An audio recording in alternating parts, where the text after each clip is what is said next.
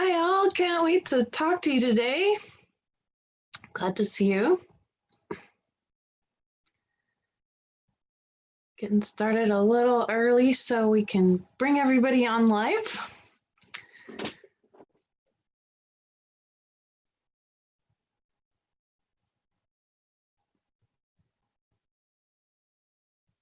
All right, glad to see everybody.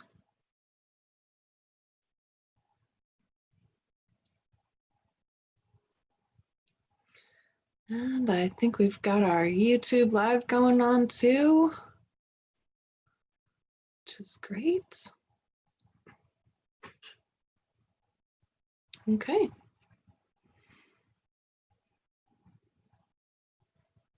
All right, let's get started. It's on the hour. Thanks for coming and joining me a little later this month. Sometimes I'll have to do it in the evenings, and so it's usually either going to be at noon Eastern time or 5 Eastern time, which can help for some people who might be in Australia. So that's really great. Nice to be with you today. Today I'm going to talk about power.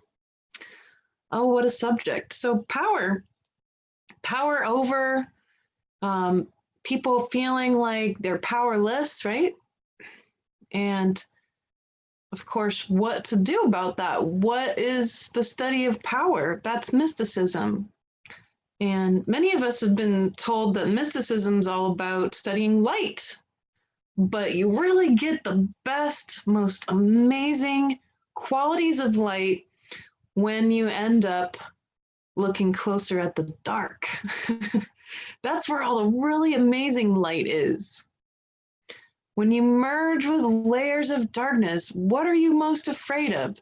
What's the biggest challenge coming up for you right now? That's what Source wants you to merge with. If you can merge with that, it will no longer have power over you.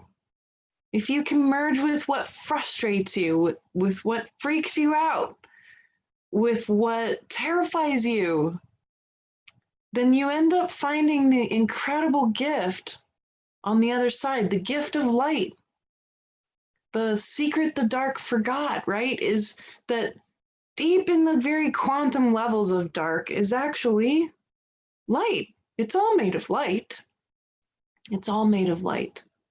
Light is information. Light is intelligence. Light is power.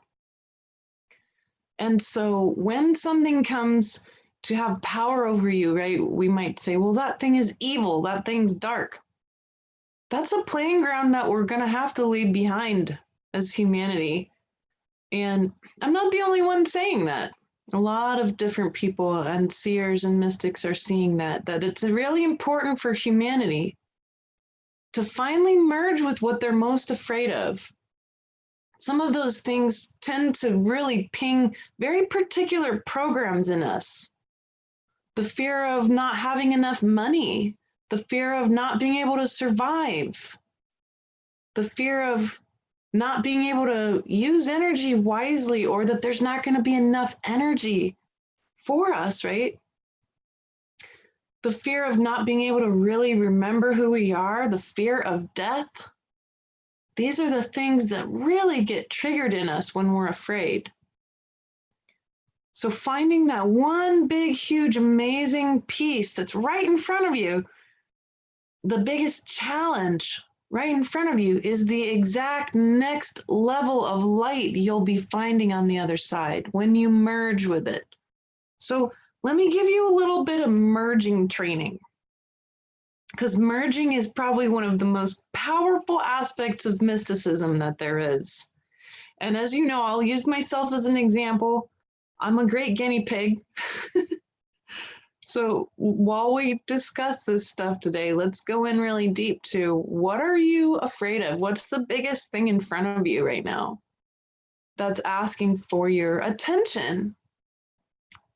Recently had someone mention, hey, you know, there's some worry that there's going to be a big earthquake on the West Coast.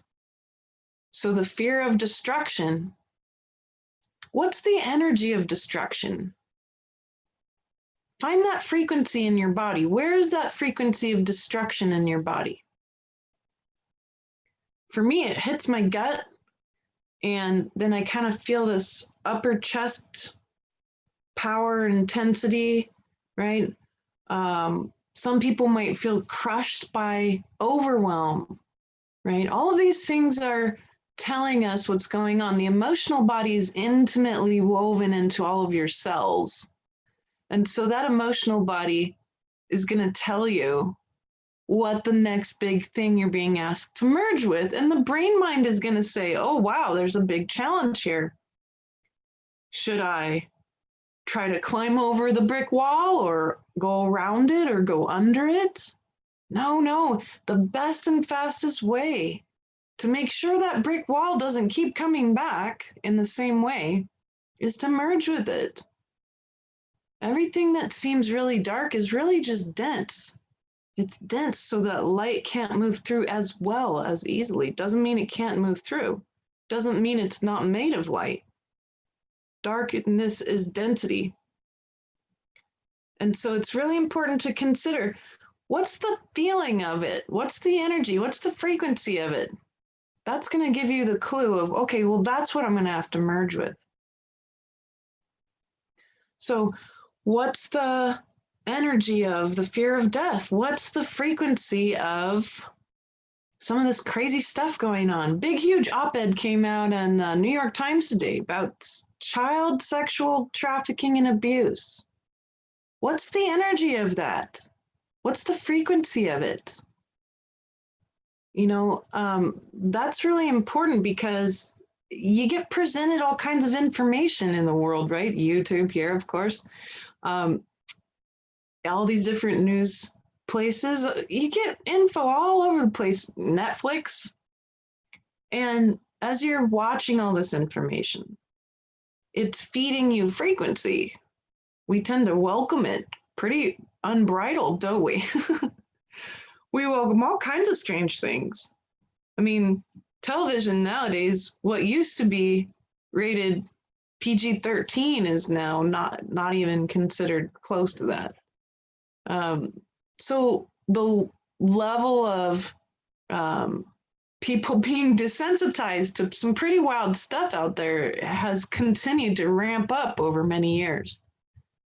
And we become desensitized to these frequencies that are really not helpful, right? They're very dissonant. They're not in harmony with the earth, which is the job here. We're all here to get in harmony with the planet. That's the job. So here we're being bombarded by all these frequencies. How do you make sure that those frequencies don't have power over you? How do you make sure that EMFs don't have power over you? Those are frequencies too. Emotions, EMFs, all this stuff is frequency. The energy of war. So we're naming off a bunch of different frequencies. I want you to just notice how they show up in your body. How do some of these frequencies show up in your body? For me, I mentioned that op-ed, it goes straight to my belly button, and my solar plexus. The energy of negative frequencies from the news, perhaps, political frequencies from all over the world, not just the United States. These are energies that can hit your body, right? Your heart space is very large. All this information is coming in and your heart can feel it first. It's the first responder. And the heart then brings it in to the body. And then the brain reacts, right? The brain reacts to it. But we're going to kind of cut off that reaction real quick. We're going to take charge of that reaction. We're going to be the soul in charge right now. And we're just noticing, where is it showing up in the body? And then we're going to welcome it. We're going to welcome it. So I'm going to welcome the discomfort in my navel and in my solar plexus from the op-ed on the New York Times today. I'm going to welcome the tightness in my chest and throat from the energies of politics that I feel, right? And when you welcome something, you're moving through that consciousness that's been under pressure. The discomfort is consciousness under pressure. Ego is consciousness under pressure. So we're moving through that. We're unraveling it. We're loosening it up so more light can be seen. And then as we welcome it fully, we don't deny it. It has a place in this universe. We don't deny it. Its place. It's being put in front of you for a reason. It's the next big challenge that your soul wants so much for you. And if you notice little beetles crawling on my curtain, don't mind them. There's been this big, huge, powerful flux of beetles lately, so there they are. They're saying hi. They're coming in to merge with us too. So I'm not afraid of them. They're just here. Some days it's ladybugs, other days it's going to be wasps. Today it's stink bugs, so that's okay. Anyhow, so then we notice it. We notice in our body, we notice the energy, the frequency of it. You know, what do humans usually do with that stuff? They run, they fight, which is resistance, or they flee, which is disassociation. So here we're taking charge of that as a soul in charge of the body, as a soul in charge of the emotional body. And then as we welcome this discomfort fully into our bodies, it's like moving through a waterfall. And that waterfall then, it has a lot of pressure. It's uncomfortable. It can even burn, because what you're doing is that you're actually burning off a layer of your own ego. And then you move through that waterfall, then the pressure releases. You feel an expansiveness. You feel an expansiveness happen. Does that mean you're not going to react to op-eds about child sexual abuse? No, that doesn't mean that. Not at all. What it means is that in that moment, you dissolved whatever layer was being in reaction at that moment. That's all. But if you keep doing this, if you keep merging with the things that seem to have the most power over you, even if the person who's causing the trouble is right in front of you, merging with them, imagine what it's like being in their mind and their body. Go into that. Are they oppressed? Are they traumatized and now have become perpetrators? With that, when you merge with it, you start to have a level of compassion that's not an emotional compassion, it's universal compassion. And you understand then what's really going on. Does that mean you have to like them? No. Does that mean you got to stay around someone who's abusing you? Definitely not. Definitely not. That's not what I'm saying. What I'm saying is that the soul has provisions. The soul has provisions for the next big thing it's being asked to merge with. Always. And so I might be safe from, for example, the demonic who's attacked me throughout my whole life. When I was a little kid, that demons would come in and literally punch me. They'd scratch me, they'd hit me, they'd torture me. I think that happened all the way up into my 30s. Until I merged with the demonic and it no longer had power over me anymore. I had mercy on the demonic in my own self. I merged with it so deeply that now when I see a demon, I can see the light deep inside of it. And I call that light out. Now they're afraid of me because I'm going to make them either dissolve in love or they're going to have to leave real quick. Most of them end up leaving really fast. And so none of that has power over me anymore. So my soul hasn't brought in or allowed in more demonic entities to interfere with me any longer for so long, many years now. About 3 years now, which to me is a long time not to be bothered by demons. So considering before that, there wasn't any amount of years that went by without it. But then, of course, other weird stuff's going to come in, the next scariest thing. And so I'll be really open here. I ended up having an encounter with a being that I might call the frequency of undying hunger. I've been abducted twice before, and this was a spiritual abduction. So this was the third time I've had an abduction experience. But this one was spiritual. It was in a dream. It really did feel physical. And in fact, I had physical repercussions from the interface with this being. But I went right into my training, even though the whole event scared me really bad. I went right into my training and I merged with this being that literally in that hour just before had complete and total power over me. And for me, with a warrior skill set, that makes me mad. I get angry. When I'm in panic, I get mad. I get mad that something has made me afraid, right?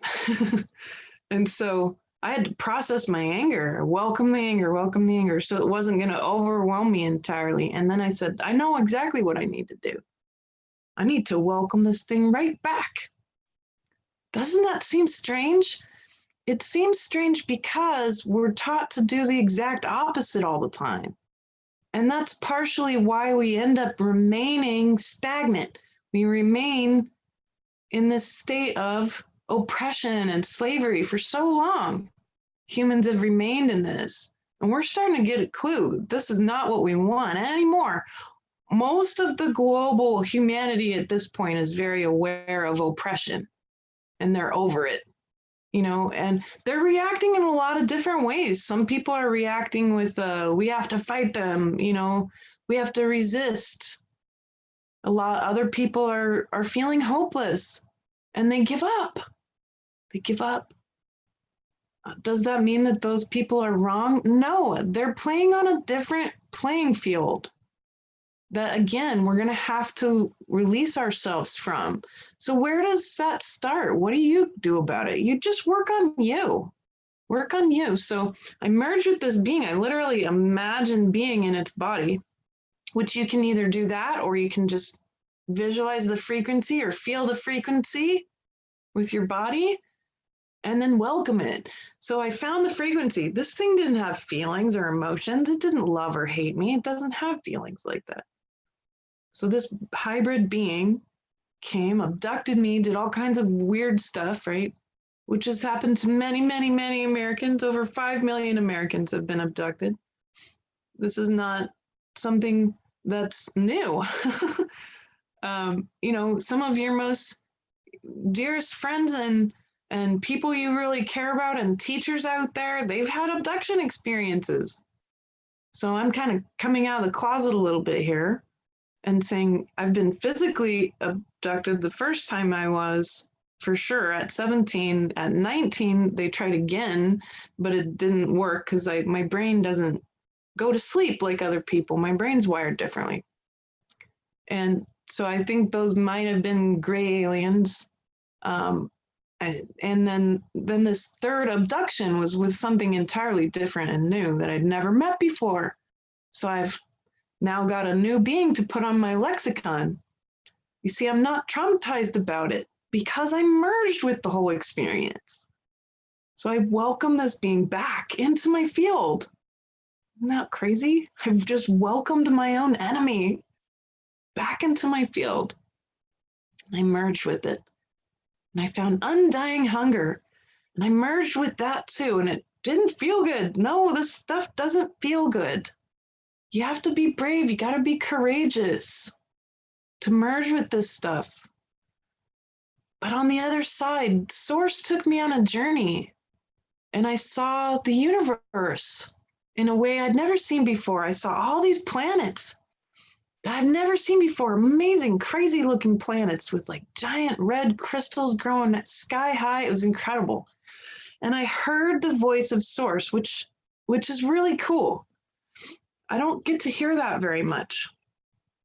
But I heard Source say, Every single cell, every particle, every planet, every sun, every being in this universe has a place. Everything has a place. And suddenly I felt this whole beautiful gift on the other side of that merger, the gift of light that happens when you merge with the next layer of dark in front of you, the next layer of dense in front of you. And so I got the gift of universal compassion. Everything has its place. It's incredibly freeing to know this with my whole body, not just my head, to know this with my whole body. I literally can see now and feel fully that everything has its place. Everything can also change. These are two things we can count on. The dark and the dense can change. The tyrant can heal and be forgiven. The victim can heal and be freed. These are the things that are being presented in front of us. How are we going to be free of this us versus them energy, this good and evil playing field, even the dark and light playing field? Especially you light workers who really are so sensitive, right? You came into these bodies with incredible sensitivity. Of course. This is not easy. Mysticism isn't easy. You're a beautiful, intelligent soul that cannot be hurt. You can only learn and change and evolve. Even death cannot hurt your soul. Nothing can hurt the soul. And if that is true, ask your heart and gut, is that true? I bet you'll probably find that yes, it is. If that is true, that nothing can hurt your soul because it's part of source. That's what a soul is. Some people ask me, well, why do you believe in a soul? That's a religious thing. Well, I don't think so at all. I think it's a scientific thing. I think that the human body is animated by source, and that the soul is basically another word for individuated source. Nothing can hurt source.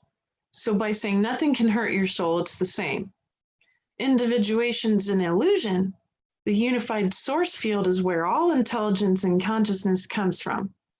So when I say scientifically, nothing can hurt your soul, I'm also saying nothing can hurt the source field from where everything arises, even your consciousness. And so that's my scientific little spiel about the soul here. All right, so with that, nothing can hurt the soul. It can only evolve, it can only change, it can only learn. You're learning to feed back to source. Source wants to know what it's like to be you. Everything you feel, source feels. If you feel sad, source feels sad. If you're feeling the pain of undying hunger and abuse and abduction, source feels the pain of undying hunger, abuse, and abduction. And it just happened that through me, source also wanted to know what it was like to merge with that so fully that it discovered the light on the other side. Source found that through me, and then of course it was expressed, and it's not something that I'm assuming that I taught source directly at all. We've got to be humble about this. Source taught me, but through me, through that learning experience, it discovered what it was like to experience it from that facet of reality, right? Just being Elizabeth. What was it like from that facet of reality? Your facet of reality is just as important as anyone else's. There is no hierarchy of whose facet of reality and consciousness is more important. That hybrid alien being's facet of reality is just as important as mine, and mine is just as important as it. So This is very key. This is what humans are being asked to do. It's, of course, one of the most challenging things we can do. But what are we doing exactly? Why are some people going to be asked to merge with hybrid alien beings and others aren't? You know, why is that the case? Why maybe are you being asked to just merge with the angry neighbor down the street instead, right? Or being able to merge with your discomfort around feeling so much from the collective all the time, right? Maybe that's the big thing for you right now. You feel the collective. I know that there's a lot of collective empaths that like to listen to me talk. And it's because they can feel that field of non-judgment. It feels good to be around somebody who's not going to blast a whole bunch of uncomfortable stuff at somebody, right? Without realizing it. And I'm sure there's many reasons, but whatever it is, even if it's simple, what's the frequency of a dirty kitchen? Or right now, I've got lots of mice in my basement. It's fall. Everybody's coming out, right? Beetles and mice. What's that frequency? Lots of mice in your basement, or a really cluttered house.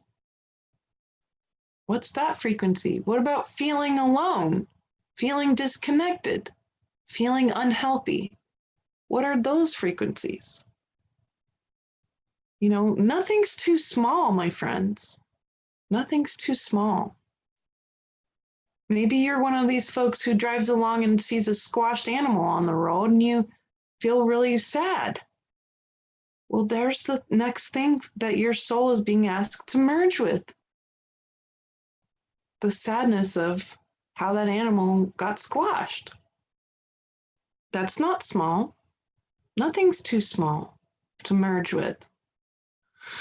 Well, I like to akin humanity to a fleet of ships. This is a cool metaphor that I think ought to be useful. So a fleet of ships, right? And here's all these different humans in these souls, right? In these human bodies. This human body is like a ship. It's a machine. It's a fantastic machine. It's really super intelligent and very coveted. It's very coveted to have one of these ships. Many, many souls wish they could be in a human body, even if it's challenging down here right now, like it is. They still wish they could come and be in these bodies. So here we're lucky. We drew the card to be here during the rebuilding of the planet. We're the ones who are going to build that gateway to the golden age. That's us. And so here we are. Here we are with this fleet of ships. Well, everybody's got a different job.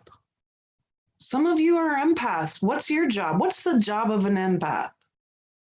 Is it to feel uncomfortable all the time? No. The job of the empath, your field is, if you're an empath and you're listening, your field is much larger than most people.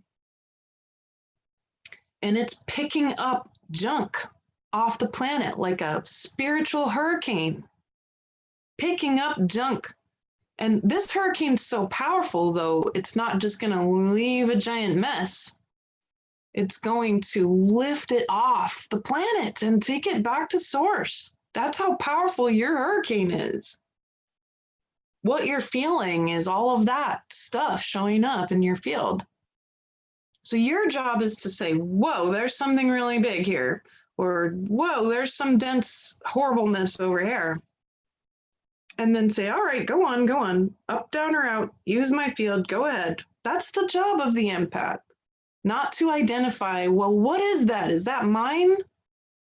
Is that the crazy thing I just watched on TV? Is that the op-ed I just read?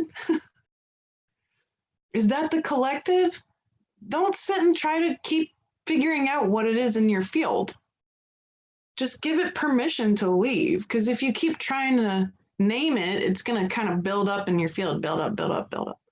Say, you're welcome here. You're welcome here to use my field to get where you need to go. That's the job of the empath. Your field's like a throne room. And some of you are priests and priestesses. You are keepers of the temple. The earth is our temple right now. The body is the temple. The priest and priestess are married to the temple. They're married to the temple. And if that skill set resonates with you, then merger is key. Who comes into the temple? Well, anything can come into the temple. Here comes a little dog into your yard. Well, the little dog just came into the temple. Why? Because it needs you to merge with it. So the priest and priestess find, what is the next thing here? The dog has come in limping and is in pain. And so the priest and priestess, they serve the dog in that moment. They help merge with the pain and shift it out of the dog so the dog can feel healed and bring healing light in to replace the pain. The priest or the priestess has maybe a drug addict literally come into the temple. Maybe you're out in your front yard and somebody's high on meth and they walk into your front yard like one of my friends just had happened to them, right? And I said, well, what did you do? And they said, well, I was trying to be friendly. And I said, good. Because if you react to the drug and the oppression that's going on, then that might make it worse. So what you're doing is you're drawing out the light. The priest and the priestess, they draw out the light in someone. They draw out their soul. They draw out healing. Oh, there's a demon in the temple. Draw out the light. The demon's made of light too. They forgot that. Same with the guy on meth. They forgot they're made of light. They forgot they have a soul. The dog's probably the only one in the three who's remembered they have a soul. Because the dog doesn't have any ego. So the priest and priestess, us who take care of the temple, we are married to the temple. We draw out the light and we merge with the dark. And then it loses its power. It dissolves, it unravels. It becomes more formless. So here's some of the things that people are doing right now. What does the healer and the warrior do in this fleet of ships that we all are? What's our job as healers and warriors? Well, the healer and the warrior uses the same tool, the tool of destruction. The healer says, I'm going to come in, I'm going to kill cancer. What are they really doing with cancer? They're dissolving it. They're helping dissolve the emotional problems that caused the cancer in the first place. They're helping dissolve the toxicity of the body so it can bring in healing to replace it. We're talking about physics here. When something's really dense and you unravel it, it makes room for light and energy to flow through it. This is just physics that we're talking about. Yes, it is emotional. We have emotional bodies. It might be easier to be not human. Yeah, but that's not why we're here. We chose for very specific type of advancement by being human. And if you want to fast track as a soul, you join the human fleet. That's how you fast track as a soul. And then, what does the warrior do? They go in and they use destruction to make room for preservation and creation, the other laws of the universe to function. The healer and the warrior do very similar things. What does the psychic do? They identify stuff. They communicate to people what they see. Do they understand it? Do they know why they're seeing it? No. 99% of what I see, I don't understand, nor do I know why I'm seeing it. That is not the job. That's not my job to know or understand. If Source wants me to know and understand, then I will. But most of what I see, I do not know. I do not understand. I don't need to know why I'm seeing it.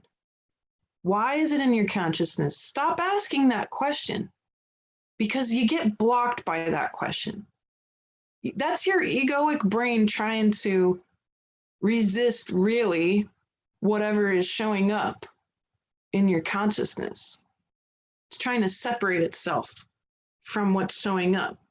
So if I see something and I'm like, is that a past life? Why would I have a past life like that?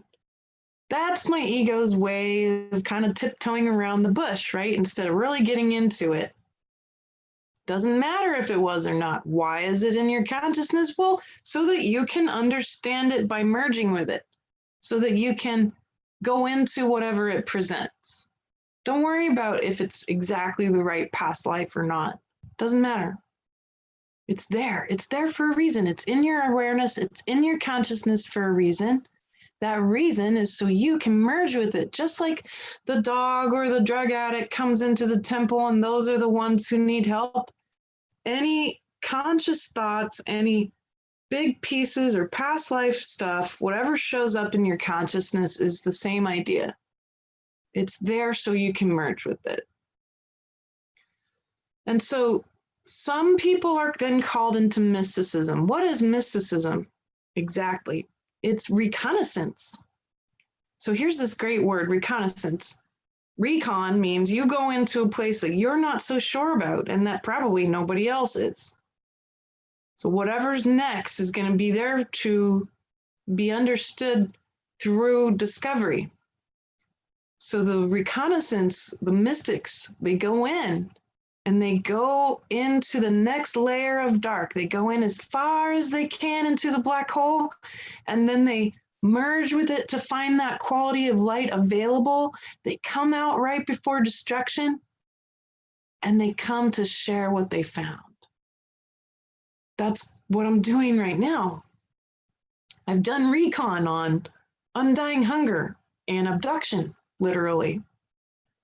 Did I choose that mission? No, I didn't choose that mission consciously. I chose it as a soul. Now I know that. Now I welcome that kind of stuff because I'm aware my soul's like, all right, what's the next big thing?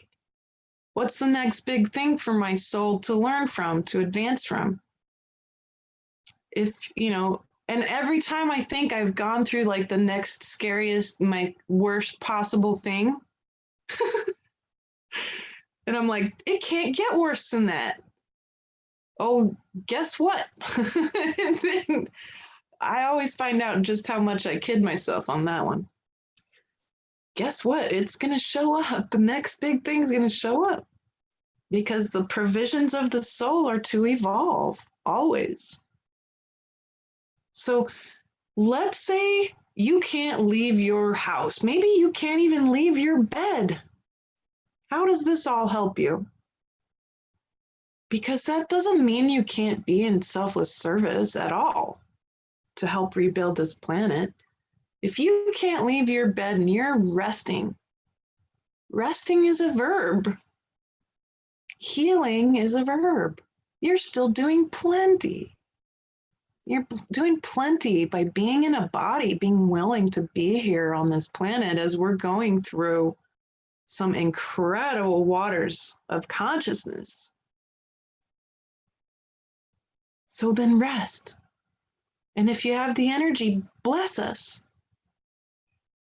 Bless us. Bless the people who are empaths, shifting massive amounts of density off the planet, who are seers, seeing the next crazy wild thing that humans have to go through, who are mystics going into the dark to recon the next layer of dark, who are healers going in and trying their best to help people bring in healing light, the warriors cleaning up the mess and trying to make room for beautiful preservation and creation to take hold, the cultivators pulling out the weeds, literally and emotionally, so that new seeds of life can grow. The teachers and communicators out there who diligently say the same things over and over because they know humanity needs it so bad. the people singing every day, just singing to bring more harmony to the planet, the harmonizers who are strategically trying to find ways to bring more harmony here, the shamans who are bridges, who are acting as bridges between humanity and nature, trying to help us be one again. Bless us. If you are stuck and you're sick in bed and you can't physically go out in the world any longer, or you're depressed and you can't get out of bed, bless us. We need your blessings. We need you to shower light on us. Many of us can see you. I can see you. I know you're there. I'm talking to you. I'm talking to you if you're frustrated and you don't know what to do, or you are frustrated and you don't have enough abundance. Selflessly give. Bless us. Bless us freely, and all that abundance cycle comes through. It's physics again. Abundance is all about physics. Selflessly give, and that gives space for more energy to come to you of a equal or higher caliber. Give blessings and you will receive them. Give freely of your time and you'll receive. Give freely of your money if you can. And beautiful things come in to take that place. You got to create a flow. And this is a gift that all of us can give one another. Show up to your neighbor's house and give them some food. Maybe they're depressed and sick and they can't leave. Just give them some food, even if you don't want to hang out in the energy, right? Show up and just say, hey, I care. Here's some food. I gotta go, but I care. Eat this food and think about how much I care about you. I've literally done that. I just show up to somebody's door. I said, can't stay. Have food. Eat and be nourished. Eat and be well. You are cared for. There's somebody around you who needs that. This is so important. This next several years is the dismantling time. It's not been the past several years, it's the next several years. Dismantling time. There's a long road through a whole lot of dismantled junk to get to that golden gateway that we're supposed to make. And by the way, it's not just going to erect itself. We've got a lot of work to do. What is that golden gateway? The golden age is humankind taking charge of their actual reason for living, reason for being, so that we can be emissaries of that universal compassion I'm talking about. I have no doubt that I experienced what I did in order to disseminate it freely, openly, and share what universal compassion is. Even if it's just a vibration that you get. Even if you don't get it with your brain, don't worry about that stuff. If you've watched me before, you know how that is. Just let it move through you. You don't have to understand it with your brain mind all the time. Understand it with your heart and your gut and your body first. Care about that more than academically understanding everything all the time. And you know what? Your brain catches up. It does. It's a clever computer. It'll catch up. Yeah. So that's what I'm seeing at the moment. What are we going to do during this dismantling time? We're going to take care of the most vulnerable people. Who are the most vulnerable people around? Maybe you're one of the most vulnerable. Then remind people of the great wonders of taking care of the most vulnerable. If you have a disaster in your area, the most vulnerable people being taken care of means that everyone there who is still alive is going to be okay. If the very, very most vulnerable are taken care of, then everybody's going to be okay. And, we're not going to spiritually bypass the grief. Like what has happened to the Bahamas. You can't spiritually bypass that kind of destruction and grief. The minute I saw that happen, I projected my consciousness there and I walked on the land and I just was there, just to be there and feel it, feel the pain and the grief and the agony, just pure agony. Agony of the lost loved ones, the lost homes, the lost memories. We can't bypass that. We've got to feel it fully. If we can feel it so fully, we can help. We can help shift some of it and just take it from the situation and process it through our experiences and transmute it so it doesn't have to stay there, doesn't have to stagnate. It doesn't have to cause people to leave their bodies in suicide. So put yourself energetically, put your consciousness in these places. Challenge yourself a little bit here. Do a little bit of recon with me. Go into some of these really dark, dense situations and let that energy be welcomed through you so it can keep transforming and dissolving. And then command it out. Dear heart, I command out all of this dark, dense energy. I command out all of this trauma. Out of my whole body and field now. Dear heart, fill my whole body and field with pure, peaceful, conscious light now.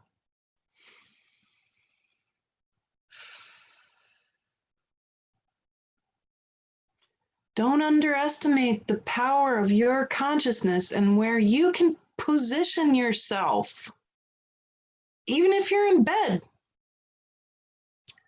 ask Source, ask Gaia, where do you need me right now? Where do you need me this week? If you don't want to pick, then let Gaia pick for you. You'll be surprised at where she'll tell you to go.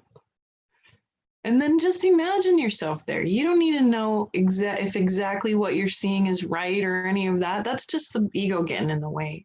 That's just your brain trying to have more control over what you're seeing. Seeing is not something you control. Take it from me. Seeing's not something you're meant to control. To be a true oracle, which is the highest level of psychic, you relinquish every ounce of your control over what you see. Every ounce of it. And you will see the most beautiful things and the most horrible things. And then you think that you've seen the most beautiful and most horrible thing. Well, guess what? Source is going to show you differently. We have an endless universe to see. There's an endless amount of horrible and beauty too. And eventually we come into equanimity with it all. We welcome it all. Everything has its place in the great evolution of the universe. A black hole has its place. A star has its place. And a inhabited planet has its place. A not inhabited planet has its place. They all have their place in the big dance, the giant dance of orbit. Orbiting is a language of the universe. Everything's orbiting each other. Everything's orbiting each other. And that's a giant, beautiful song that's being expressed. It's frequency. It's a beautiful orchestration, literally. I love the very beginning of the book, The Silmarillion, written by J.R. Tolkien. He talks about how the universe was brought into existence, especially the earth. And it was a song. It was a song. Iluvatar, the one who illuminates, the source of all light, brings into existence all the voices, the harmonies, including dissonance, in order to create the world. Does that mean that the dissonance didn't have its place? No, it had its place in the orchestra. It needed to be there in order to understand harmony. You can't understand harmony until you know what disharmony is. You cannot understand love until you know what love is when it's not being loved, right?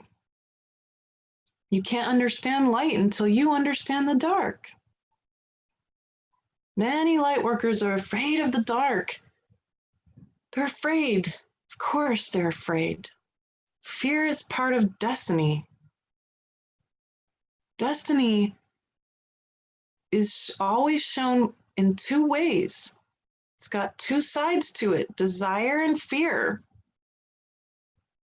Destiny is going to take you down roads that make you afraid, and that is important. You can't deny that road. It'll keep coming back around. Everybody knows this. There's short cycles and longer cycles, you know, all the way through to universal cycles. And all of us have experienced that. You know, why do you keep dating the same kind of people? Because you haven't merged with what freaks you out the most about them. You haven't merged with that to find the gift on the other side. And the gift on the other side is a new kind of light that's going to attract a different kind of person. Or maybe, why are you single? And you still can't seem to find that right partner or the twin flame that you want to meet, right? You haven't merged with that subconscious desire to remain single, because it's a lot easier to be single. Is it lonely and can it be horrible? Yeah. You haven't merged with your fear about remaining single. If you merge with those fears and those desires, subconscious or conscious, being single loses all its power over you. And then suddenly comes in the energy to take its place. A different confidence that attracts the right person. This is all very easy to talk about, at least for me, and not necessarily easy to do. I have no illusions about this being easy. It's not been easy to merge with the darkest of the dark stuff out there. It's not. It's not easy to do recon and find the next layer of the dark and the next one and the next one. And unravel that layer of dark so it can no longer remain in density. But that's the end of the playground of good and evil. It's the end of the playground of dark and light, and the beginning of a deeper truth that it's all made of light, that we're all made of the same consciousness. There's the unified field available, and not just in an esoteric mental way, in a real 3D gritty way, in a real physical way. And it's the human body that can help you to do this more than any other part of your existence. It's the human body that takes you on this journey. Like I said, you want to fast track as a soul. Well, that's why you're in your human body. At some point you said yeah to that. Do you regret it? Some days maybe.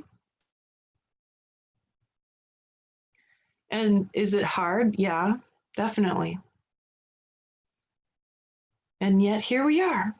We're all going to fast track together. I'm no more evolved than anyone else. I have plenty of ego and arrogance. I'm always chipping away at it. And that's always there, chipping away at more and more ego. And then, of course, we're all here at the edge of consciousness together. We navigate this together. All the teachers and all the students, they end up in equanimity in this realm of consciousness in this particular historical period. We're in equanimity now. And this is precious. It's a precious time. Take advantage of this time. Merge with the next greatest challenge you have, whatever it might be.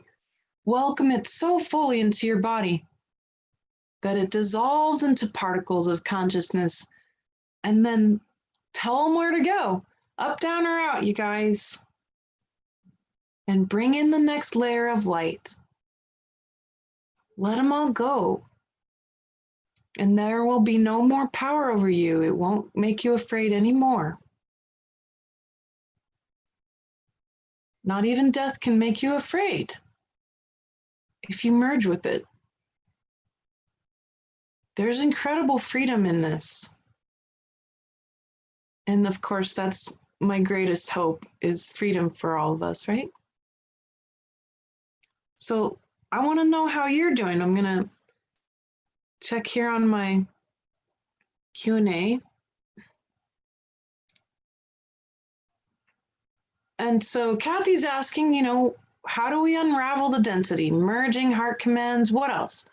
Unraveling feels like a slow process, but I can feel it.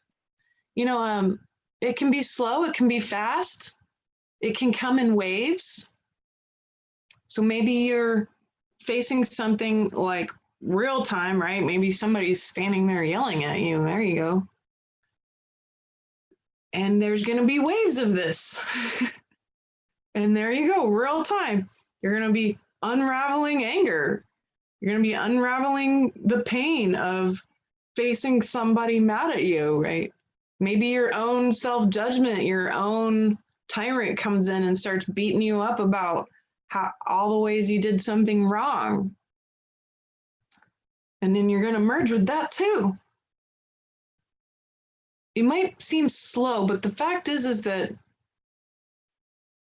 eventually it starts to feel like, instead of a lot of work, it feels like a way of life. And it's a way of life.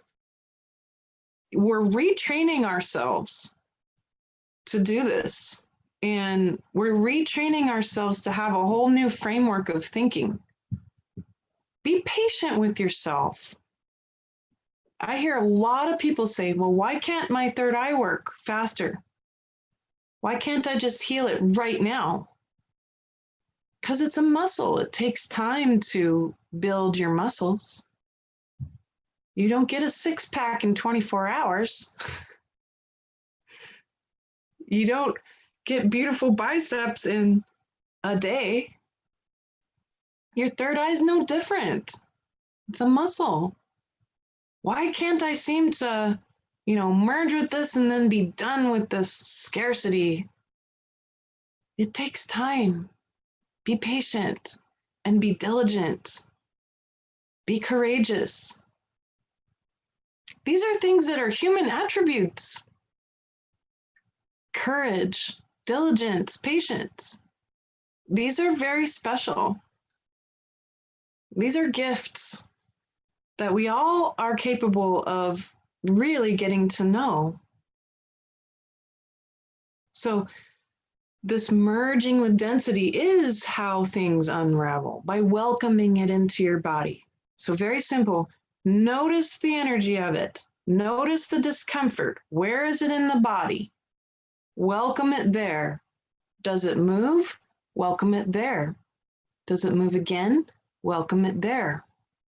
Keep welcoming it until you feel it shift out of the body, and then you feel yourself expand. Then you've merged with that layer. Then another one might come and hit you. Keep doing it. You do it over and over again, eventually you're not going to have to think about this so much. It's going to just be a habit, right? But it takes time for habits to settle in. It takes time for training to be something that kicks in immediately, you know? And I'm not perfect at all. You know, this whole thing happened with this hybrid alien guy, and I spent a good amount of time yelling and screaming and cursing. I know I seem so nice, and I'm part pirate, you know, when I want to be. And so I felt my feelings, and then I said, well, I know what my training is. I know what to do. I don't have to keep suffering, and this does not have to turn into trauma. What do? I merged with it. There's no trauma there. That entire experience had to happen exactly that way. And yeah, I spent some time being really mad. And I'm glad I did, so I could really feel it. And I let my warrior self be able to merge with all that anger. And then I knew what to do. Then my training kicked in. Yeah. And so maybe next time it'll kick in faster. That'd be cool. But there's no judgment on what happened to me or how it happened at this point. Yes, it might seem slow, especially if there's a lot of heaviness in it, right? But remember what the work is. And don't forget that as you're doing this, you're actually allowing that information to move out to the rest of humanity so that it can be part of human consciousness now. So what I just did is now part of human consciousness, and even more so because I'm sharing it publicly. I'm sharing it so I can keep embodying universal compassion. I'm sharing it so that I can put it into human consciousness in a big way. That's what it's going to take, right? Good. So I'm going to get onto chat here, and obviously I'm a bit behind. Yeah, and so Shara's mentioning that she's got a big headache. You know, notice where the headache is too. Maybe it's physical pain, right? All of you know I'm familiar with physical pain. So for me, it's like every part of my body. But you know, maybe it's particularly my hands one day, or maybe I'll get a headache too, right? So lately my jaw's been dislocating a lot when I talk or when I'm eating. So because I've got Ehlers-Danlos, so my jaw will dislocate quite a lot. And that'll cause a lot of pain. And so I'll go in and I'll welcome it. I'll keep dissolving it. I'll merge with it. And it's amazing how quickly the pain will shift. It'll transform. It'll start turning into light. So it works with physical stuff too. Good. So I'm going back to the top of our chat here.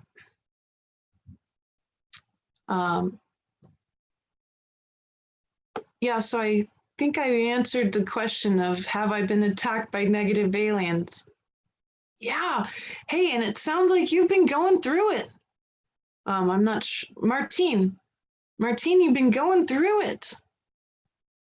She says, it feels like every night I get slammed. I feel grief and discouragement, trauma in my energy bodies, programs, viruses, inorganic materials. You know, this is huge, Martine. You're dissolving a whole lot of stuff. So first, get really systematic about it, because the brain mind can get really confused when there's a lot going on. Keep a journal. Do absolutely list off what you perceive, right? And systematically, every day, take a little chunk of time to go in and name the frequencies of what you're seeing or feeling or experiencing. Find those frequencies in your body and merge with them. You know, if the list backs up, don't worry about that. It means you got plenty of work to do. Good, excellent, awesome work. Right? So if that's going to back up in your field, Don't worry about that. Get it all out of your mind and onto a piece of paper so it can't live in your subconscious anymore. And then systematically find the frequency of each of these things and merge with them. I absolutely understand how you feel. Like I said, I spent most of my life attacked every day. It became so normal, yet never felt better, right? That's always the worst, when like the really scary stuff, it's still scary, but then it's also simultaneously normal. That's awful. I understand. It's an awful feeling. And so I've described what to do. It's very systematic. You'll find a difference, Martine. Many of these things will lose their power and they won't even be in your field anymore. Yeah, and so Donna's saying, what about family members who release deluge of shadows? You know, it's okay. Take yourself physically away. That was smart, right? And yeah, it might be really old stuff that person's still dealing with, right? Bless them. They are not conscious of what is going on, but you are. Look at their soul. Here's another little tip here, especially if it's in the moment. You know, if you got to remove yourself physically, do it. Walk right away. Get out of there. Don't feel bad about that. Cut them off. Just cut them off. If you have to, if you can, cut them off. If you can, right? Not everybody can. And so, you know, if you can at least physically get away to know, okay, what is the energy here? And if you're feeling traumatized about it, zoom out a little bit. Look at their soul. That's not their soul talking, releasing the deluge of dark. That's not the soul doing it. Their soul and your soul are your souls, right? What is going on? Their ego and the oppression going on. That's what's going on. Their soul isn't conscious. They've forgotten that they're a soul, right? That's kind of what we're doing here all the time. We're saying, well, I'm going to draw out the light, the viruses and the implants and the evil aliens.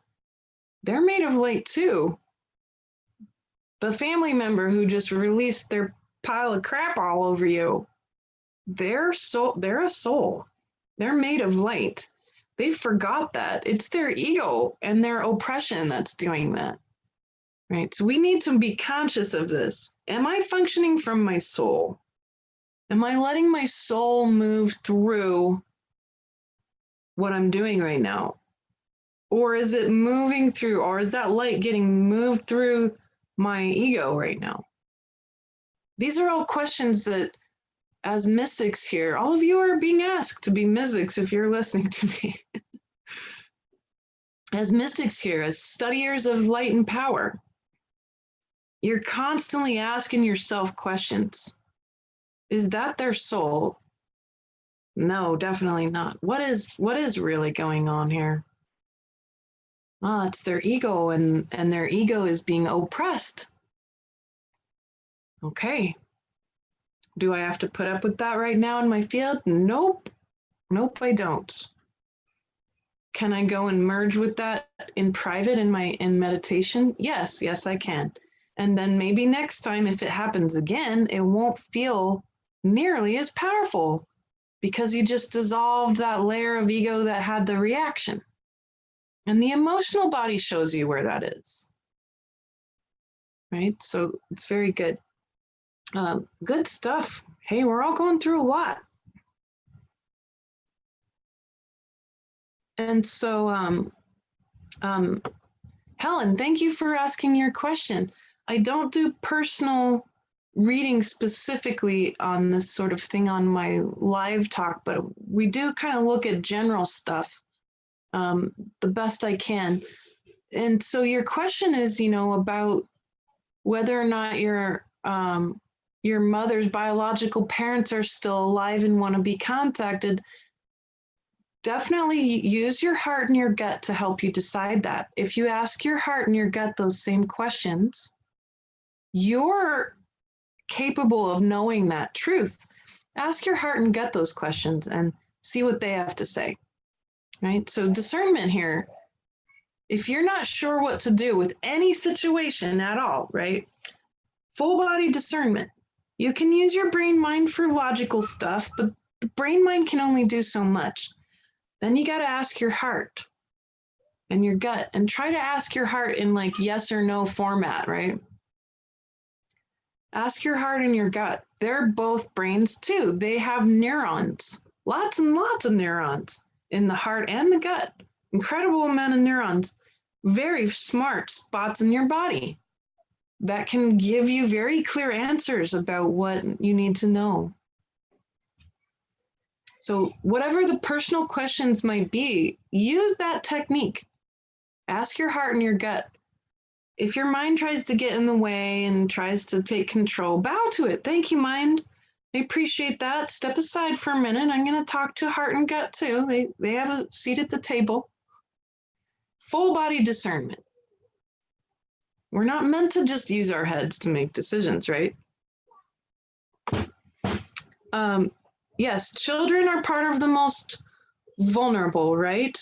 Of course. And who else? Animals. So Jana was kind of naming off some vulnerable people, right? Children, animals, the elderly, the dying, pregnant women, women giving birth, women who've just given birth, up to an entire year after birth, a woman's very vulnerable. Those who are very sick, right? Those who are incarcerated, can't forget all those people in jail. Those who have addiction issues, plants, you know, a whole variety. I mean, there's an incredible amount of vulnerable. It's very, very good to always keep that in mind. Hey, there's somebody vulnerable coming into my field, a homeless guy. I mean, everywhere I go, if I go walk out into a city, people make a straight beeline to me. You know who comes to me when I go out in public? Possessed people. Of course they do. I expect it. Why? Because they're vulnerable. But possessed people, their souls like, wow, she's bright or she's light or whatever they're seeing. I'm going to go to her. You know, that's their soul dragging their demonic whatever with them. And they come right into my field. And what do? I look at the demon, I look at them, and I love, love, love, keep loving, keep listening. I might touch their hand, I might give them a hug. All that love, that possession, that oppression can't stand it. They can't stand it because I'm drawing out all that powerful light. And it doesn't take long.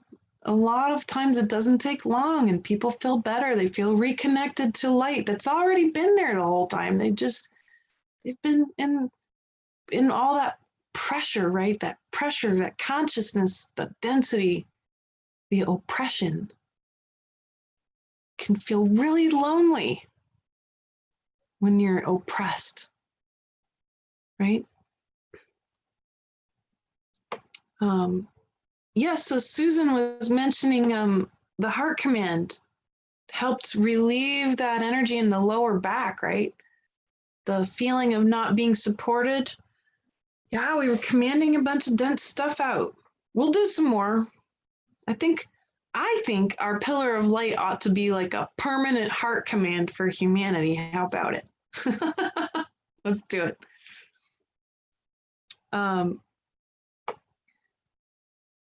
Yeah, so someone gives an interesting example or an idea here, a metaphor. You know, it takes time. You don't want to conceive a baby one day and give birth the next. That's right. You know, evolution, development, personal development, the development of the soul, it takes time. Marga's got a good question. Is it better for us to find a quiet place to merge with our anger? Because if we're still in the place where the person activates our anger, that would be super hard to do. That's the challenge, right, Marga? So I hope I'm saying your name right. Yeah, so sometimes I'll find that, it's coming on too fast. Like they keep saying stuff and it keeps making me more mad, right? And I'm like, oh boy, I gotta process this. And then, yeah, stepping out of that situation, merging with the anger, welcoming it, finding it in the body, helping it dissolve so you can finally feel calm, command the particles of the anger out. Dear heart, I command all this anger out of my body and field now. And then you breathe. Then you welcome in peace and then breathe, right? But as you get better at this, you're going to be able to do it in the moment.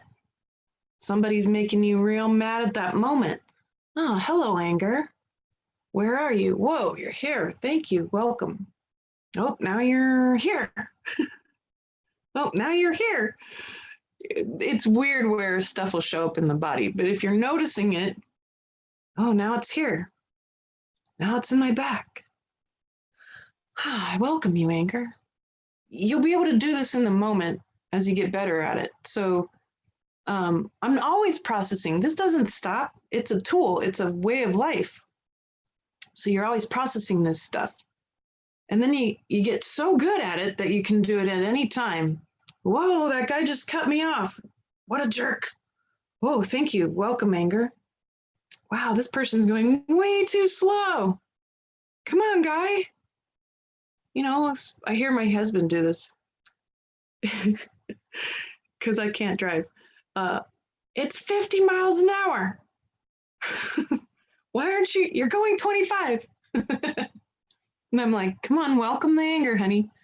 And he does. He'll welcome the anger, and then it's all cool.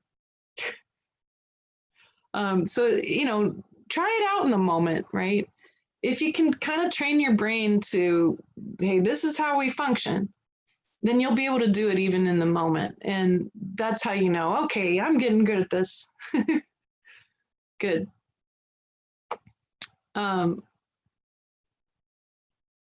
Yeah, so Susan is just mentioning, that this really has helped her a lot. She doesn't feel the blows that she used to feel. And now, because it's a daily practice, now she's been able to, move through and change and evolve so that what it used to feel like now, well, that's measurable results, right? She doesn't feel as bad as it used to be. It doesn't feel as bad as it used to.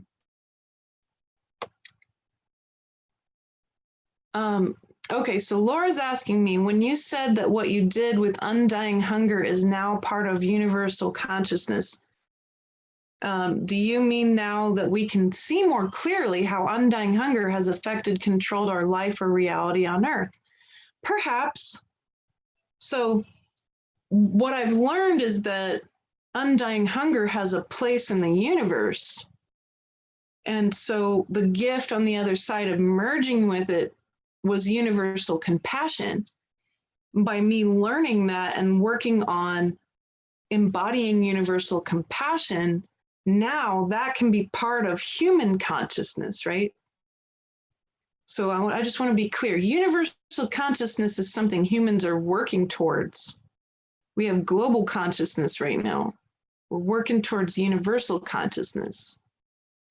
And this is part of why that event happened to me, is I think because me and many of you are here to help bring in universal consciousness, right?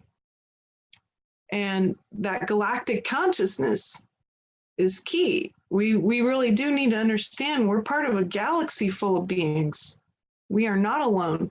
Just read this crazy little thing from NASA saying, well, we will probably discover life on Mars and humans aren't ready for it. And I say, you're nuts.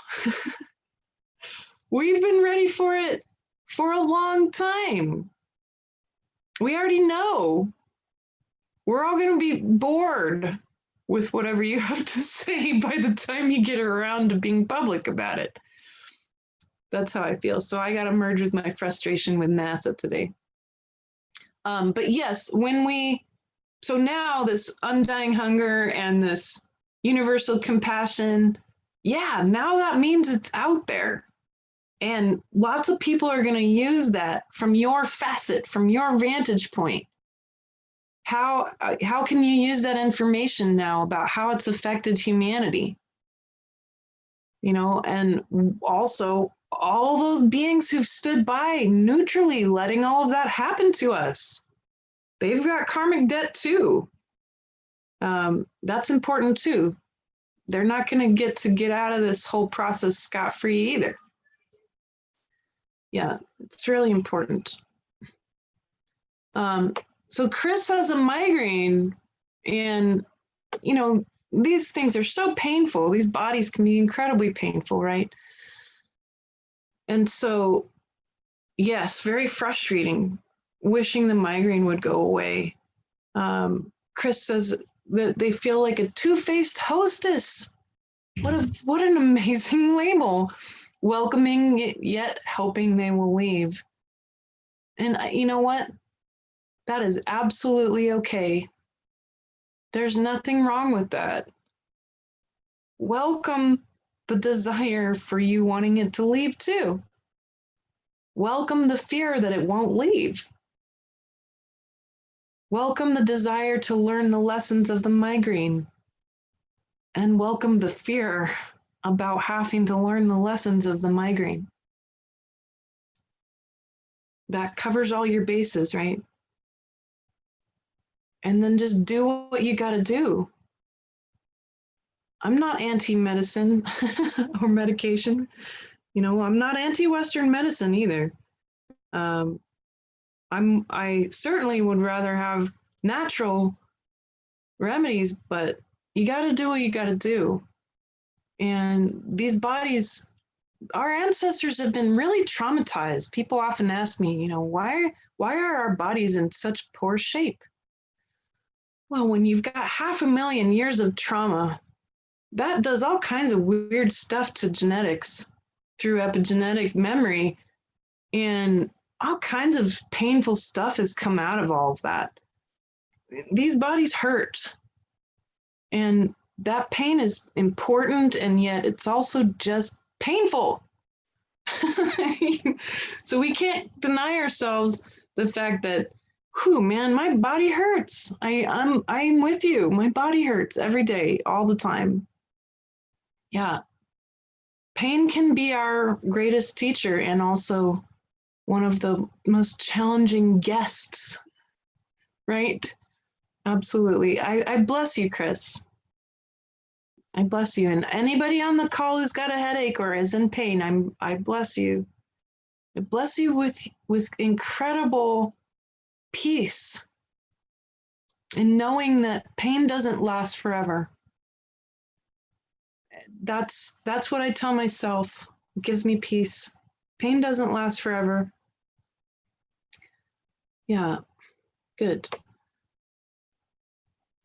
So Laura's asking, does undying hunger have less power in general now that it's been called out on its game?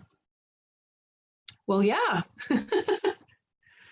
Yes, because now it has been merged with, now it's understood. Yes, that's right. And so does that mean that that's over with for all of humanity? No. It means that my facet of consciousness found a way out of that trap, right? It found a way out, or found a way through that brick wall by merging with it. And now I get to report back. I get to report back from my recon into undying consciousness about what I found. Yeah, and so then you can do that. Doesn't mean you got to get onto a YouTube channel to do it. You can do it. I tell people, you know, whatever you learn, just share it. Share it with your cat. Share it with the tree outside. They're listening. They want to know. It's amazing what my cat will sit there and listen to me tell him all about stuff. Hey, thank you, Otto. You're such a good listener. You never interrupt me. if you share it out loud, it helps you embody. So that'll be really interesting.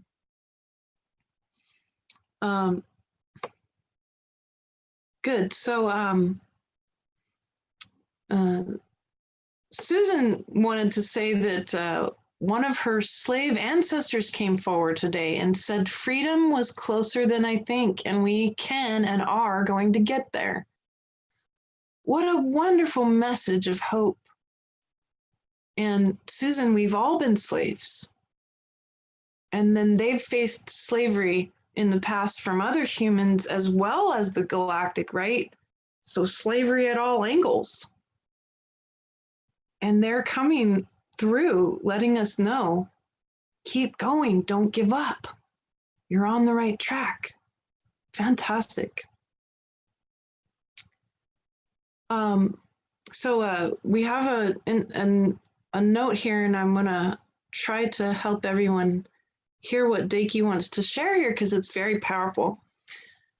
So Daki says, when you speak of merging, I know this as an aspect of surrender and used to think it indicated a lack of ambition or powerlessness in me. I've merged deeply with many aspects of the human experience, and it felt like a suffering or a punishment. But I knew this was righteous and being in service, even though I didn't understand.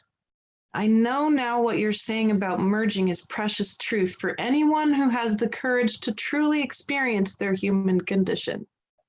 And what you say is an invitation, a fabulous permission to step into and experience being human fully, right?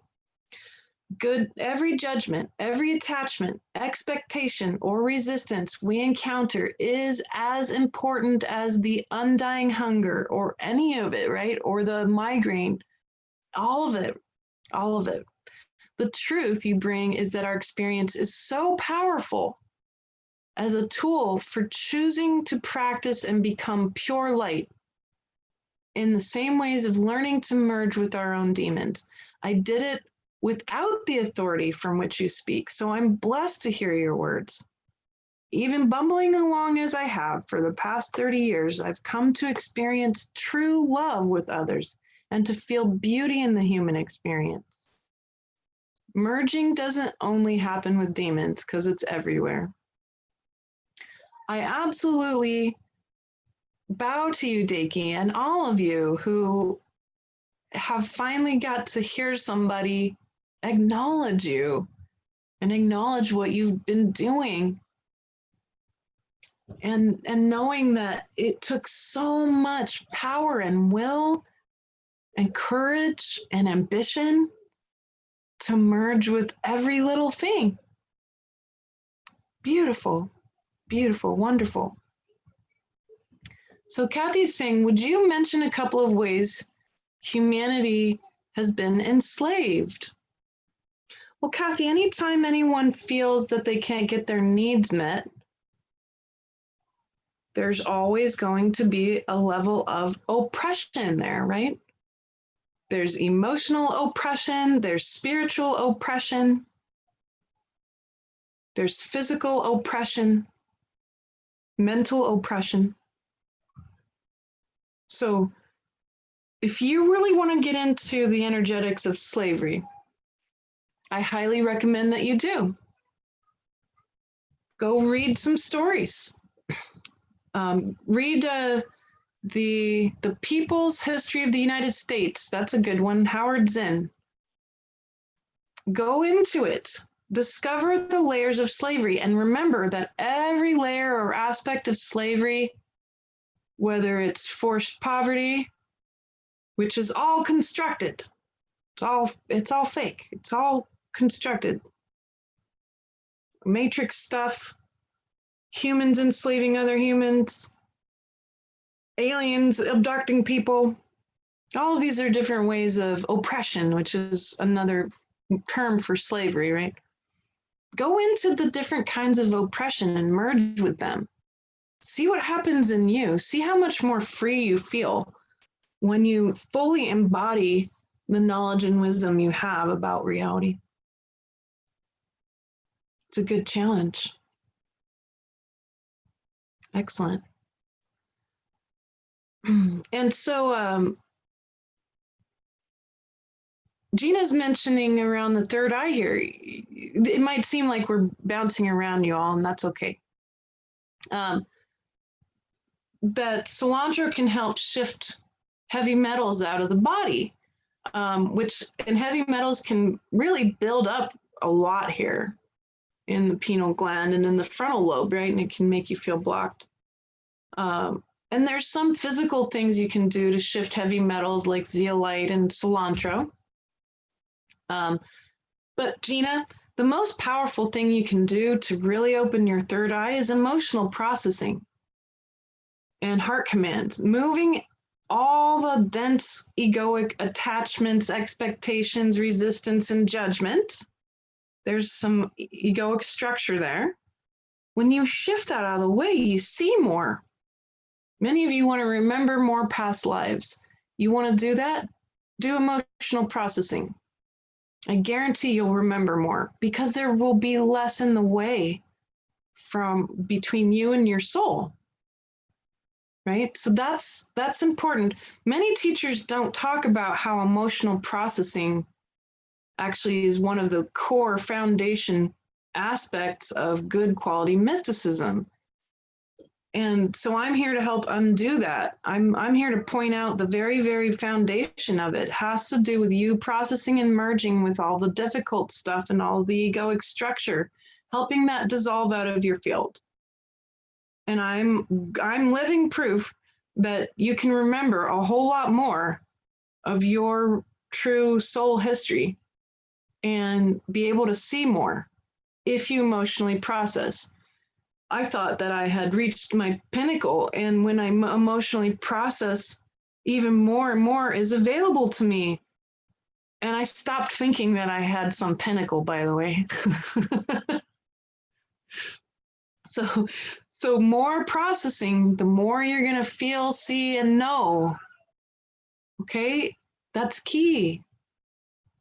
With the replay, and I'm going to post it underneath here on the YouTube too. When I'm finished, go back to the YouTube or sign up on my website, seerandscientist.com, for my newsletters. And with the replay, I'm going to send all of you some resources on how exactly to do what I'm talking about: emotional processing, mental processing, good quality gazing meditation, which can bring in good light. And I'll send you an MP3 about heart commands and how to use those too. I call those physical processing. So the equation for enlightenment is very simple. Notice the trauma and the drama. Notice the reactions. Where are they in the body? That's self-assessment. Then you do mental, emotional, and physical processing. Then you meditate. And I can't shut my brain down or my third eye down very well. So I do gazing meditation. I use my physical eyes to help stop my brain, and it really helps. It's quite fast, especially if you do it with the Sri Yantra, right? And then that's the equation. That's it. Noticing, being aware of your triggers and your reactions, finding them in your body, welcoming them there. Then by welcoming them, you're mentally processing it by doing full-blown, full-body welcoming, merging with it. That's emotional processing. Then you might do a heart command to shift out the dissolved particles of the process. And then you welcome in light by either being present with it or meditating. And you keep doing that. That's a lifestyle of light. And you're going to see more, you're going to feel more, and you're going to know more. The gifts of the three minds: divine seeing, divine feeling, divine knowing. And you'll have better discernment, you'll have better memory, all of these things. So yes, there are physical things like getting rid of heavy metals that can be done to see, feel, and know more. And people tend to focus in on the third eye a lot.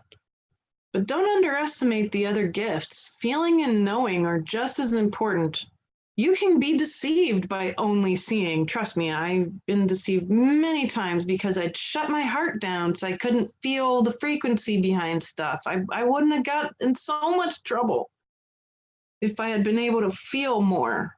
Now I've opened my heart so I can feel. And my discernment has skyrocketed because I can see, feel, and know more, right?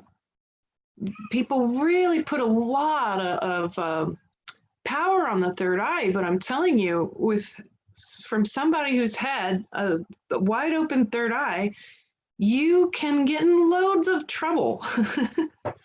I highly recommend you open your heart and gut first. Your divine feeling and knowing, work with those first. They're like a type of seeing. And then start to work with your third eye. If I could have swapped that, I probably would have, knowing what I know now, but I didn't, and I got into loads of trouble so I could tell you about it.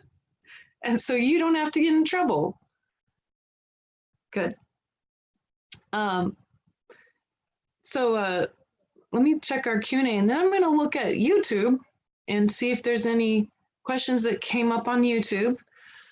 Maureen says, thank you deeply. Lately, when I come across a situation that triggers me, I've been going into finding my neutral space in the situation, letting go of that I must, or that I have to, or that I care too much or too little, etc. Is this akin to merging? Not exactly, Maureen, but I think that's a very useful way to function in the moment. So it's very useful to say, you know what, I'm gonna let go of the negative programming going on, right? So what you're mentioning, Maureen, is the negative programming that normally you would have fallen into, right? And it'll spin you around with its negativeness. But what you did is you separated yourself from the program. I don't need to. I don't have to do anything. Stop it, right? So let's erase the negative programs then in the moment. And you'll say, thanks for trying to help, because the negative program thinks it's trying to help, right? The brain thinks it's getting help from the negative program. So you're going to say, thanks for trying to help. I require you to erase now. I'm the soul in charge and I have a different plan. And then you tell them what the different plan is, right? I just want to be present right now. And then you take a deep breath to let the body know that that change is okay. This works really well. You can just say, thank you, erase now. I'm in charge. I have a different plan. I'm going to be present right now. And that stops the negative program, and then the brain starts to rewire it so it won't necessarily come back over and over. Does that mean it's instantly going to go away? Not necessarily. Sometimes it takes a few times. But if you have negative self-talk showing up in your head, that's how you get rid of it. And then in private, you can go back and say, what was I triggered by exactly? What was the frequency of it?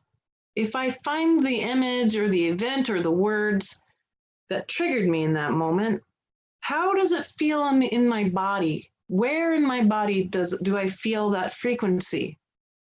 And then you find that, and then you see, maybe it's your heart. I welcome this discomfort in my heart now. And then you take a deep breath and see if it moved. Oh, maybe it's in your back now. I welcome this discomfort in my back now. And maybe it moves to your head. Then you welcome it there. And then maybe it'll shift out of your body. And then you'll feel it just dissolve. Maybe it's subtle. Maybe it's an expansiveness. And then you'll know, okay, I've merged with that now. Does it mean it won't come back? No, it doesn't. You've merged with that layer of it. There might be more layers to it. But eventually, if you keep this up, you get really great results, because then the same thing that normally would have triggered you doesn't bother you at all. Because you processed it all. And you'll get these results. Suddenly that person No matter what they say, doesn't bother you anymore. That same situation that used to bother you so bad, nope, hardly bothers you at all now. And that's the results. That's how you know when you're on the track to enlightenment. In a fully, completely enlightened state, there aren't any reactions or triggers because you'll have dissolved all your ego. And then the next thing is to dissolve the I am presence. And that's how you attain supreme enlightenment, when there's no longer, not even anybody home in the house, but there's no house. So this stuff is deep. And I'm talking about, a lineage worth of work here, and many of you have been doing this, and I bow to you for it. A lot of folks ended up doing this anyway because they didn't have any other way to function or get through their life. And they have been trying so hard. And sometimes it just feels nice to be validated. And so I hear you. I want to validate that. But you've been doing this. You've been trying to surrender to being human, to finding out what this human experience is all about. And that's what we're doing now, and that's what's going to take us to galactic consciousness, the next level of consciousness human beings are being asked to go into. So let me check out YouTube here and see if anybody's posted any questions up. Ah, there's a few. Hi, YouTube people.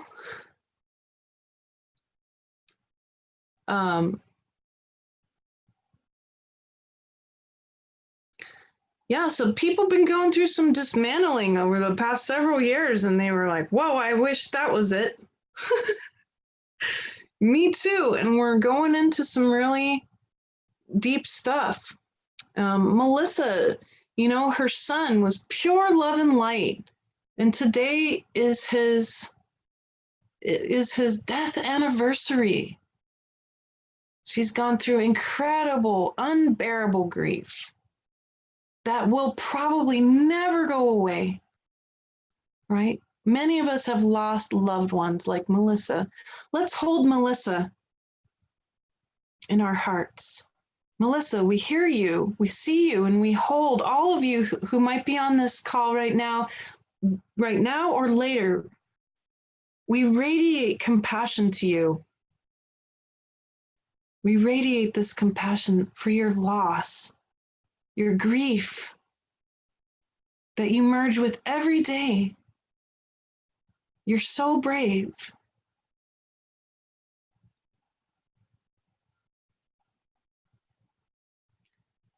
Yeah.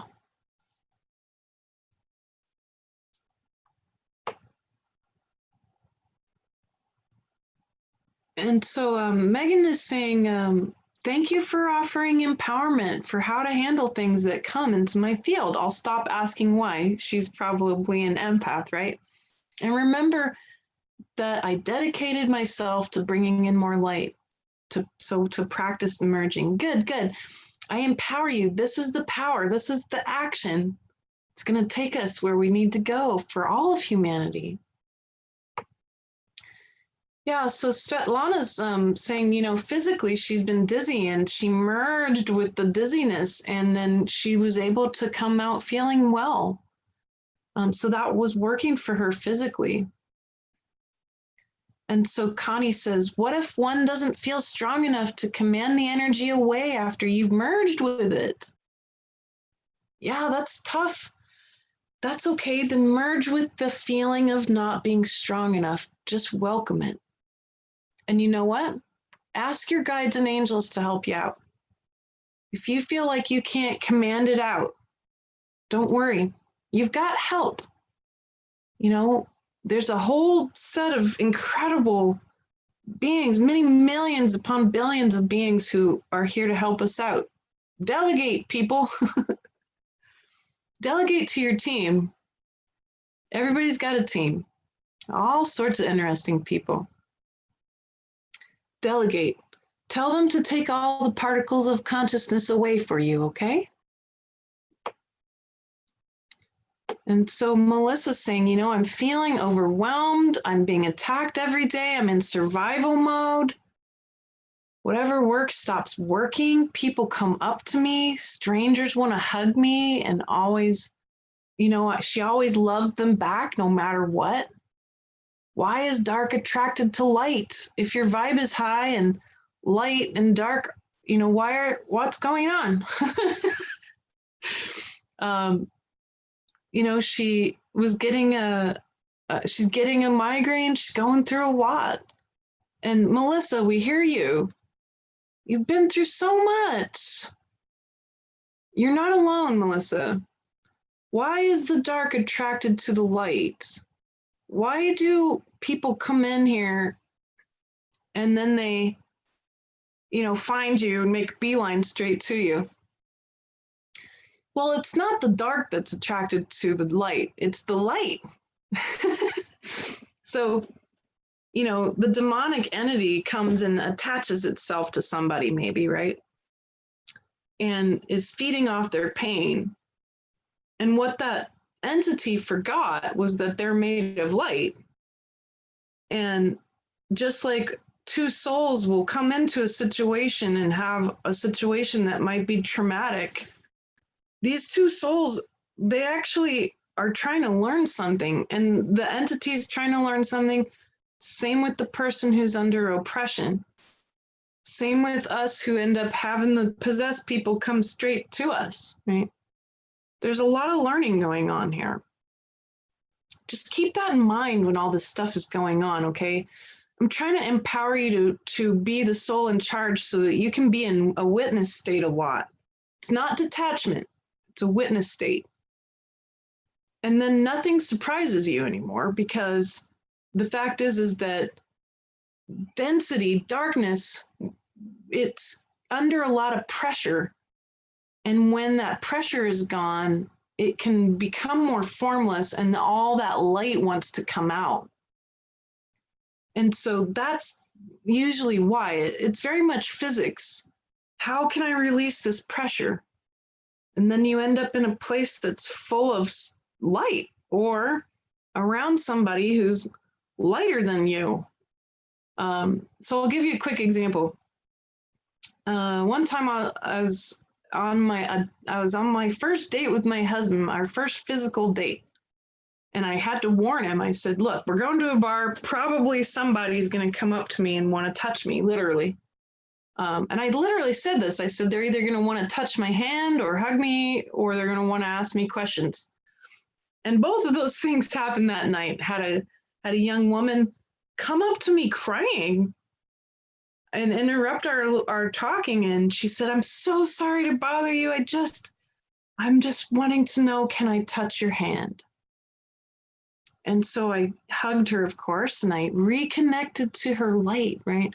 I drew the light out. I drew her soul out so she could feel connected again. And, you know, what is going on there? Well, her soul wanted to be seen and not be under pressure anymore, and she needed non-judgment for that to happen. So no one was judging her. I just gave her that connection. That's all she needed. She just needed a hug from somebody who wasn't going to judge her. Her soul knew that's what she needed. Her ego didn't, which was why she was confused. And then later, a guy came up and started asking me all these intense questions. It was the same. He just needed me to call his soul out and say, look, you're capable of being a being of light with all that incredible power to bring beauty and healing into the world and manifest it. He just needed somebody to remind him of that, remind his soul that, well, indeed, he's a soul, right? He's from source. So that's why, because density, darkness, evil is simply under pressure. And that pressure can't stay that way forever. It can't. So what does it do? It goes to places that are lighter so that it can be formless again and let light move through again. So Susan's saying, does anyone else feel overwhelmed and thinking it's their responsibility to clear all the trauma in their ancestral lineage? So Susan's heard me talk about cleaning up trauma from ancestral lineages, right? From our lineages. So DNA has a lot of information, and most of it's the trauma of our ancestors written there. It has a great, very grand effect on us. And so if you feel overwhelmed with that, Susan, step back, take a step back, right? And welcome the overwhelm until it's dissolved. You're only ever being asked to deal with what's in front of you. If overwhelm is what's in front of you, that's what you're being asked to do. No more, no less, okay? 1 minute at a time, 1 day at a time. You don't have to fix everything all at once. It's impossible to do that. 1 layer at a time. An archaeological site is not dug up in a day. And that's what your DNA is. It's a 500,000-year-old archaeological site. And, you know, by doing emotional processing, you're using a leaf blower instead of a toothbrush to deal with that site, okay? So if you're overwhelmed at it, you're like, this is a huge archaeological site. Then that's literally what's in front of you to deal with. Overwhelm. I welcome this overwhelm in my whole body and field now.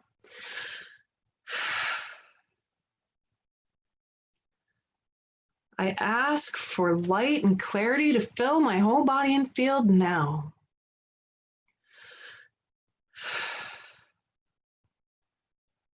Good.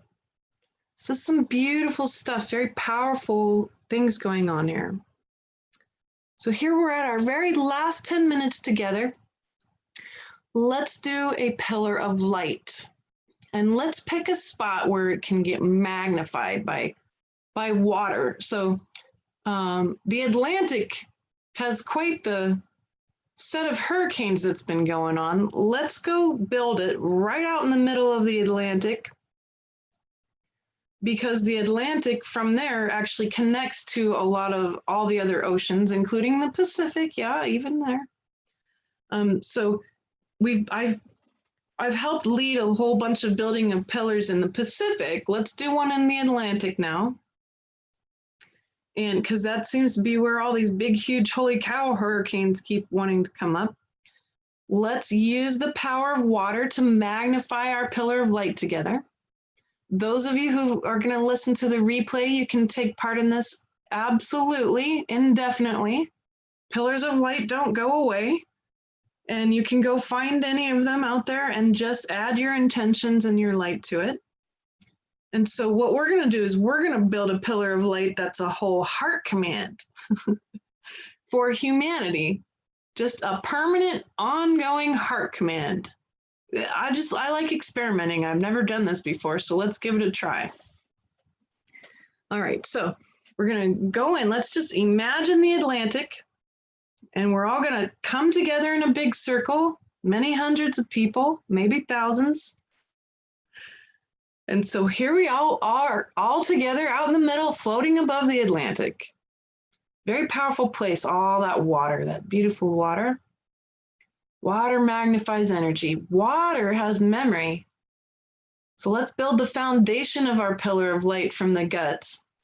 I just want you to project energy from the gut, just whatever quality of light comes up for you, okay? Qualities of light are all the nice stuff, you know, joy, happiness, peace. Whatever quality of light, maybe just pure light, whatever you want. Imagine it building up in your belly, right? Building up in your belly. And we're going to project it all together on this breath. When I say 3, we're going to take a big, deep breath. We're going to project it out together into the center as our foundation. So 1, 2, 3. And now take a deep breath and project it.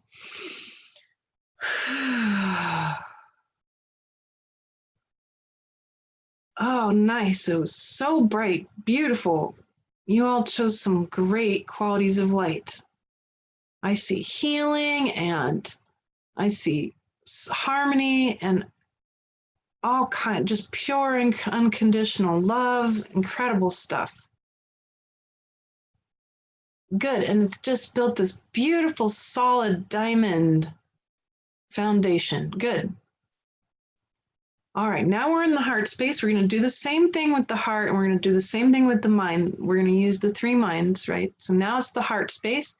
Same idea. Pick a quality of light. Could be the same one, could be a new one. Let it build up into the heart space.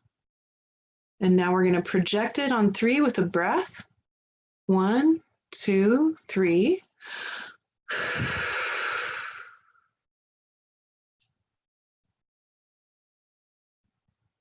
Neat.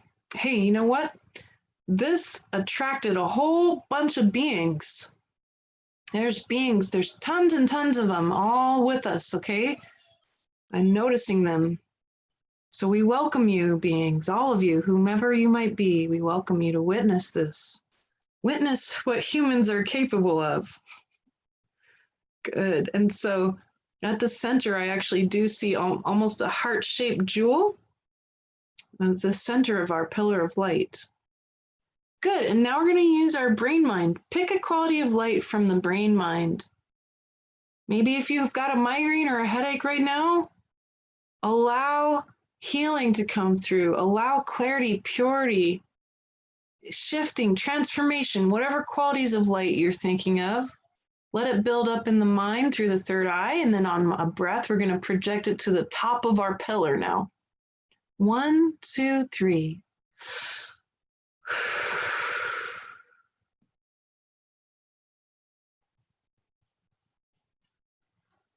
Wow, lovely. A multifaceted crystal with thousands of facets, just beautiful. So we have this 1,000-faceted spherical crystal at the top, a heart-shaped crystal at the center, and a big solid diamond at the bottom. Perfect. All right, now we're going to put our heart command into the center, and I'm going to try to cover as much as I can in a set of heart commands here, all right? So if you can say it out loud with me, do it. If you want to just say it in your mind or feel it in your heart, whatever works for you, follow along with me as we speak this to the pillar of light. This is the transmission we're asking it to transmit to the rest of humanity, the whole entire planet. Dear heart,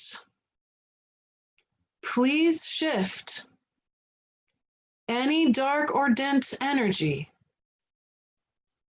all the trauma, all the negative programs, all the matrix energies, all the oppression, all the suppression,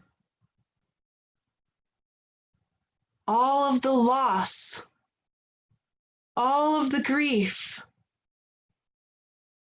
all of the overwhelm, all of the confusion and ignorance, up, down, or out of all the bodies and fields of humanity and the earth, now, and breathe.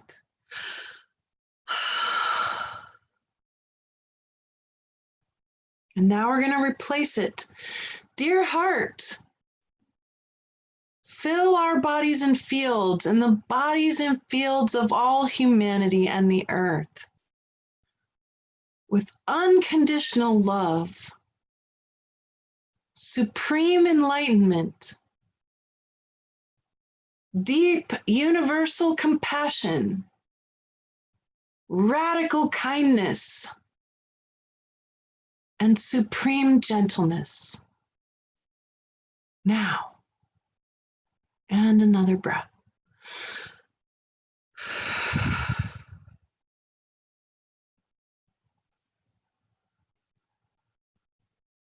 I'm just completely blinded by light. It's not a bad thing.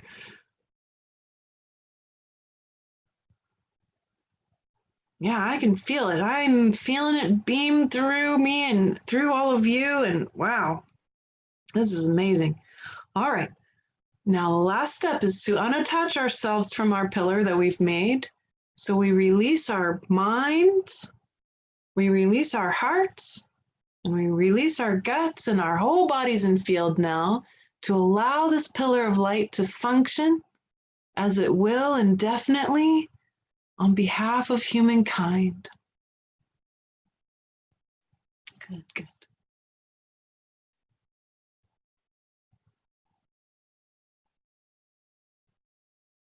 I'm so proud of us. I'm so proud of us. I'm proud of you. All of you are so amazing.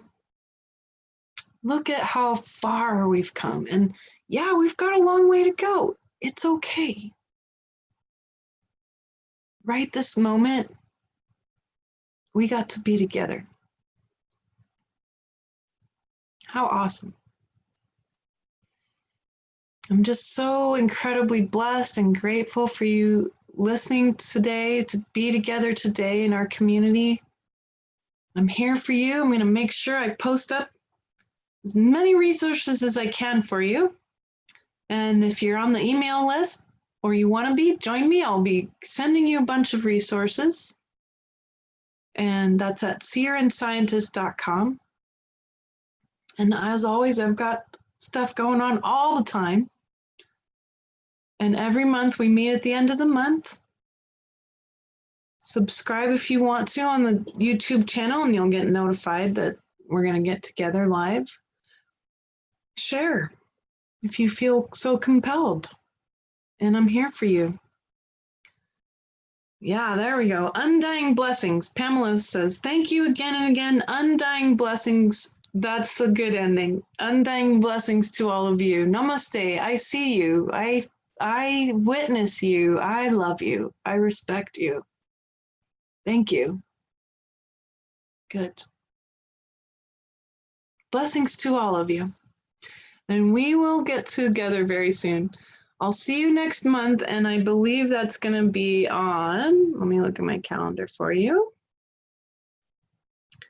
That will be October 27th. So I'll see you then, and many deep blessings to you. Namaste.